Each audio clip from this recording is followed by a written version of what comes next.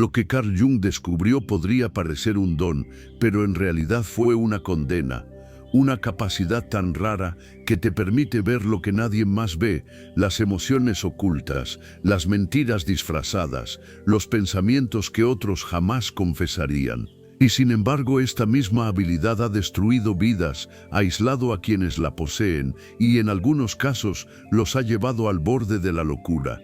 Hoy te voy a mostrar el hallazgo más peligroso de Jung, por qué puede convertirte en un paria social y cómo, si logras controlarlo, puede transformarte en algo extraordinario.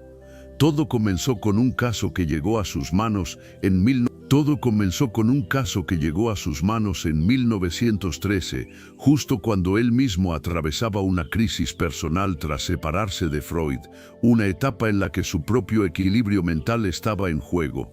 La paciente que entró a su consulta no era común, su mirada era tan penetrante que parecía atravesarte y su forma de describir a la gente resultaba incómodamente precisa. Según sus propias palabras, podía entrar en cualquier lugar y sentir la atmósfera psicológica como si fuera un campo invisible que la envolvía y le susurrara verdades prohibidas. Sabía quién mentía, quién guardaba dolor, quién ocultaba resentimiento. No adivinaba, lo sabía, con una certeza que incluso a Jung le resultó inquietante. Y lo peor, o lo más asombroso, es que tenía razón. Jung, acostumbrado a escuchar relatos de percepciones distorsionadas por la psicosis, se encontró ante algo muy distinto. No era una enferma mental, sino alguien con lo que él bautizó como percepción diferenciada, una facultad psíquica tan afinada que desnudaba la realidad sin filtros. Era como si su mente funcionara con un radar emocional permanentemente encendido, detectando señales invisibles para el resto. El problema es que esta claridad no traía paz ni ventaja social. Al contrario, rompía las delicadas reglas invisibles que sostienen la convivencia humana. Porque aunque suene romántico, ver la verdad no siempre es una bendición, muchas veces es una condena. Ella no podía mantener amistades porque las caretas sociales le resultaban insoportables, no soportaba las charlas triviales porque percibía lo que había debajo, y lo que había debajo no siempre era bonito. Perdía empleo sin entender bien por qué, pero Jung sí lo entendía. Su sola presencia incomodaba a todos, como si los pusiera frente a un espejo que mostraba lo que no querían ver. En sus notas, Jung lo resumió con una frase que aún hoy resuena como una advertencia. No es la percepción lo que destruye, es la soledad que provoca. Porque cuando ves demasiado, empiezas a vivir en un mundo paralelo, uno en el que la mayoría no puede seguirte. Las conversaciones cotidianas dejan de tener sentido, los gestos triviales de los demás se vuelven transparentes y de pronto ya no puedes dejar de ver lo que hay debajo, inseguridades disfrazadas, miedos enterrados, resentimientos camuflados. Ese aislamiento, más que el peso de lo que percibes, es lo que termina quebrando a muchos. Es como si, en medio de una multitud, estuvieras siempre solo. Y esto es justo donde muchos caen, pero lo peor está por venir. En sus estudios, Jung observó que estas personas no solo ven lo que está en la superficie, detectan patrones inconscientes, tensiones que nadie nombra y que al ser reveladas provocan reacciones hostiles. Lo llamó proyección de la sombra. Cuando alguien ve reflejado en ti aquello que niega de sí mismo, no te agradece la revelación, te ataca. La mente humana, ante la incomodidad de enfrentarse a su propio lado oscuro, opta por una defensa primitiva, culpar al espejo en lugar de aceptar la imagen. Por eso quienes poseen esta percepción suelen convertirse en el culpable dentro de cualquier grupo, el elemento tóxico o problemático, aunque en realidad solo estén describiendo lo que ya existe. Pero Jung fue más allá. Comprendió que no todos los que poseen este don maldito lo experimentan de la misma manera. Clasificó 4 formas distintas de procesar este tipo de percepción, y cada una conlleva un peso y un riesgo propios. El primero es el intuitivo, sentimental, que absorbe las emociones ajenas como si fueran propias, llevándolas en el cuerpo y en el alma hasta confundirse con ellas. El segundo, el intuitivo pensador, capaz de ver las consecuencias de un conflicto antes de que siquiera empiece, anticipando rupturas, fracasos o colapsos con una claridad perturbadora. El tercero, el intuitivo sensorial, que detecta señales físicas de problemas emocionales o mentales incluso antes de que el propio afectado sea consciente. Y el cuarto, el intuitivo puro, un observador abrumado que recibe una avalancha de información sin poder organizarla, viviendo en un estado de sobrecarga constante. Jung, al describir estas tipologías, no hablaba de teorías abstractas, eran personas reales que había conocido, escuchado y acompañado durante meses o incluso años. Cada una de ellas era un mapa viviente de cómo esta capacidad podía moldear o deformar la vida entera de un individuo. El intuitivo sentimental, por ejemplo, no solo percibía las emociones ajenas, las absorbía como una esponja.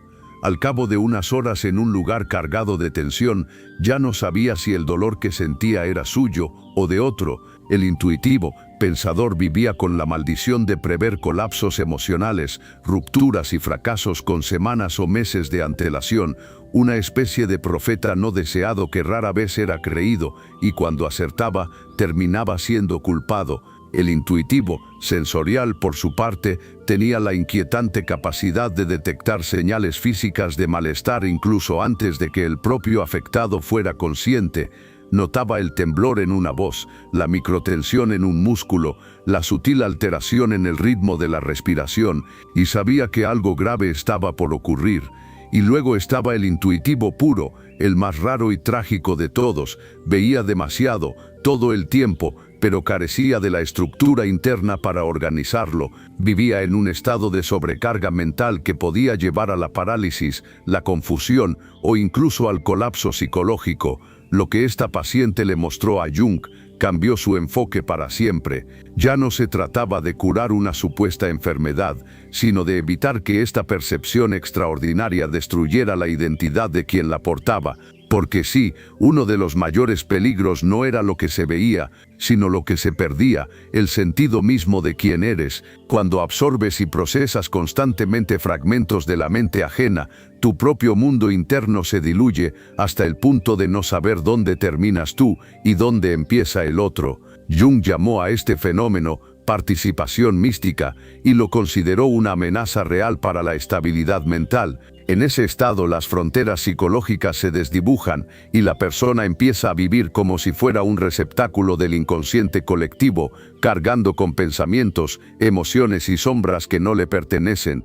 Lo que Jung descubrió en sus últimos años fue tan perturbador que, en parte, se mantuvo oculto al gran público durante décadas, no porque careciera de importancia, sino porque golpeaba de frente la forma en que entendemos la mente, las relaciones y la convivencia humana. Revelaba algo incómodo, que nuestra estabilidad como sociedad depende, en gran medida, de no ver ciertas cosas, de aceptar inconscientemente un pacto silencioso de ceguera colectiva, un acuerdo implícito para mirar hacia otro lado cuando la verdad amenaza con desestabilizarlo todo, y quienes rompen ese pacto pagan un precio muy alto. Imagina por un momento que pudieras entrar en una sala y sin que nadie te lo diga, supieras quién está al borde del colapso, quién ha traicionado a alguien y lo oculta bajo una máscara de cordialidad, quién sonríe para cubrir un dolor insoportable o quién proyecta seguridad mientras por dentro está a punto de quebrarse. No hay escapatoria, esa información te invade, se instala en tu mente y aunque quieras, no puedes apagarla. Es como si tu cerebro hubiera sido sintonizado en una frecuencia que nadie más percibe, un radar emocional y psicológico que jamás se detiene. Y aunque a simple vista pueda parecer un superpoder, la realidad es que este tipo de percepción trae consigo un peso que muy pocos podrían soportar sin romperse. Jung comprendió que sin un proceso de integración consciente, esta capacidad no era un regalo, sino una trampa mortal para la psique. Quienes la poseen pueden terminar consumidos por el dolor de otros, perdiendo de vista sus propios límites y cayendo en un aislamiento tan profundo que se convierte en un desierto emocional. Lo inquietante es que él mismo lo vivió en carne propia. Durante su famosa confrontación con el inconsciente entre 1913 y 1919, Jung experimentó visiones, voces y percepciones que lo llevaron peligrosamente cerca del abismo de la locura. En ese periodo entendió que la mente humana no está preparada para manejar, sin preparación, una exposición tan directa y prolongada al inconsciente propio y al colectivo. Y esto es justo donde muchos caen, pero lo que Jung descubrió después fue todavía más inquietante, 3 peligros específicos, 3 trampas invisibles que acechan a todo aquel que posee esta visión ampliada, 3 caminos que si no son reconocidos y enfrentados a tiempo, pueden destruir lenta y inexorablemente a quien los transite.